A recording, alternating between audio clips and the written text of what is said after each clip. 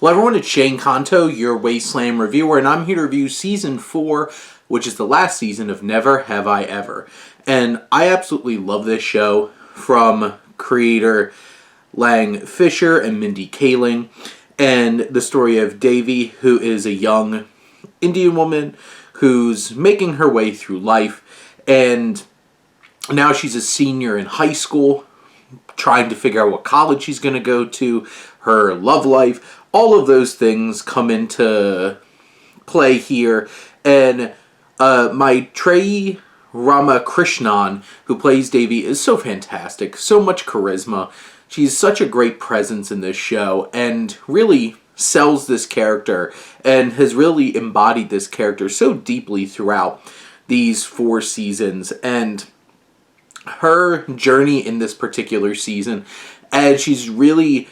You have all these different love interests who she's had throughout the show, with Paxton, played by Darren Barnett, Jaron Lewison's Ben, and where it really winds up taking Devi, I really appreciated and felt earned, and felt like that's who Devi should have been with this whole time.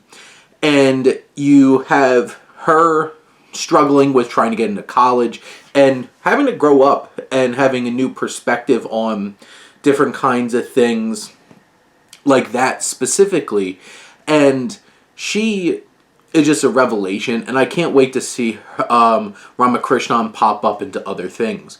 Purna Jagnathan, who plays her mother, I love her. She's fantastic, and she has such a great dynamic with Devi in this show, and she even gets to have some development. And the big story here is getting over the loss of their father and husband in this show, and her journey here, finally moving on in this season, I think is really well done.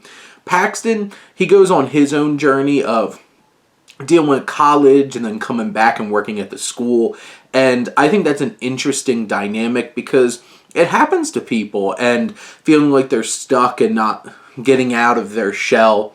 Lee Rodriguez and Ramona Young, who play Fabiola and Eleanor, each have some good progression in this. Fabiola is probably my favorite character in the show. I really like her, and her journey in terms of finding her future and finding it like for herself and not worrying about like having to be there for Devi, I think is one of the more refreshing elements of this season.